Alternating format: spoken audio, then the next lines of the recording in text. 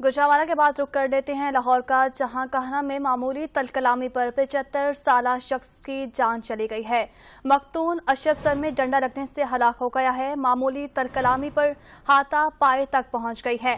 मुलजिम जफर ने 75 साला बुजुर्ग को मार दिया है। रिजवान ने सर पर डंडा मारा, पुलिस की जानिब से ये बताया गया है। इस हवाले से मज़ीद जान लेते हैं नुमाइंदा 7 न्यूज़ मलिक मुश्ताक से। जी मलिक मुश्ताक, बताइएगा इस बारे में। जी बिल्कुल, ये काना के इलाके का वाकया है कि मामूली तलब कलामी पर 75 साला शख्स की जान चली गई।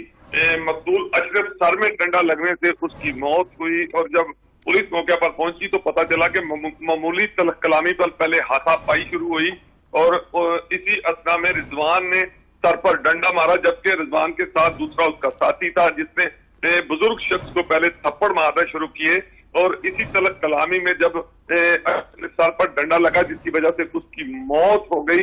क्योंकि पुलिस ने लाश को कब्जे में लेकर पोस्टमार्टम के लिए हॉस्पिटल मुंतकिल कर दिया है और जगह जगह पर छापे मारना शुरू कर दिए गए हैं ताकि मुलजिम को गिरफ्तार किया जा सके। अहम बात इसमें यह है कि इतनी बड़ी कार्रवाई की पुलिस ने काफी देर तक मुकदमा ही दर्ज नहीं किया, जिस पर 75 साला बुजुर्ग शहरी के जो घर वाले थे उन्होंने एहतजाज किया और उसके बाद पुलिस ने मुकदमा दर्ज किया और अब पुलिस का वही रवायती दावा है कि जल्द मुलजमान को गिरफ्तार कर दिया जाएगा। जी ठीक है मलिक मुश्ताक, बहुत शुक्रिया आपका।